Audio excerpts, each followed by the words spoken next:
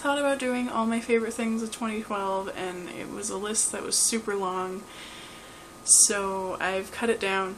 The first game I want to talk about is The Walking Dead, which is by Telltale Games and was released as an episodic thing. Once a month you got a new episode, which was awful because I was an early adopter of the game, so I had to wait to play the next episodes and it was hell. I'm not very good with patience.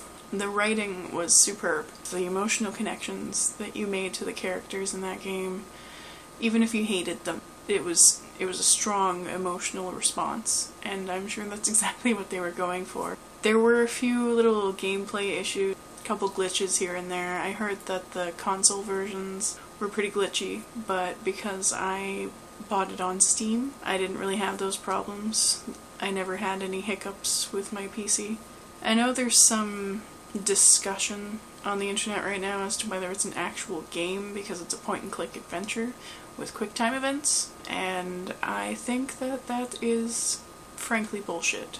It's a game, you play it, it's a game. I don't know what's happened in the last 15 years that has made people decide that point-and-click adventures are no longer technically games, but that is how most adventure games started out in this industry.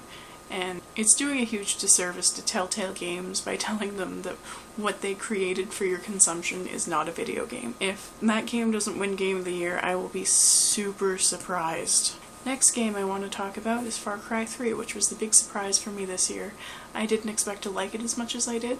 I honestly didn't think I would have as much interest in trying it as I did, but I saw a few previews and I figured, why the hell not? The story was kind of cliche.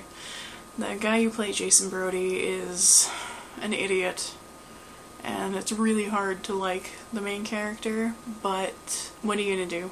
You don't really play it for the story, which isn't terrible, but it's cliche, tired. You play it for playing it, and playing it is exactly what you do. It's a big sandbox. I know that the popular media referred to it as Skyrim with guns, but honestly it's more like a first-person Assassin's Creed. You know, you climb towers, you find viewpoints, you unlock hidden crap for extra crap, you go around the map a million times collecting every treasure chest that you can find because you're a completionist, and before you know it you've racked up 120 hours on a game that you didn't think was going to be good in the first place.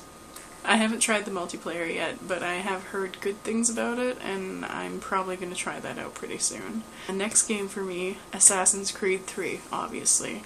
I do enjoy Ubisoft. They can put out shovelware, but I find with their main franchises like Splinter Cell and Assassin's Creed, they tend to put a lot of effort into these games, even if they're cranking them out one every year. I think it's maybe because we spent so much time with Ezio in the other three games, but it was a hard transition for me to go from Ezio to Connor, or Raduna Gaydun, but at about the 12-hour mark or so, I was starting to get into the game. People complained because you weren't an assassin right off the bat, you had to go through all the training and proving yourself and all that like you did with Altair in the first game. But I thought it was fun to watch the whole saga. You start out playing Haymitch, or the hell is his name? Hayford? Haywind? I don't know. You start out playing as this guy who is not who you expect to be playing in the first place, but it's actually a pretty good twist, and I don't want to spoil it, so I'm just going to keep my mouth shut.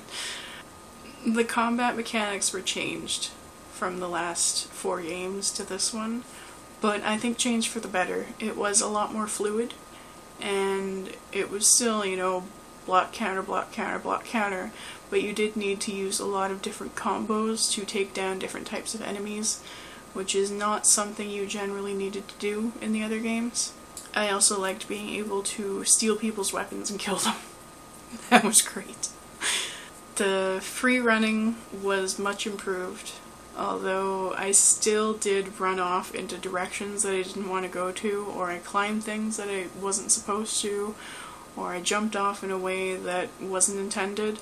So there were some frustrating reload moments, but for the most part, it was an improvement, and I give Ubisoft a thumbs up for that. The ending was good because it sets up more Assassin's Creed games. That's a franchise I don't want to see die for a while.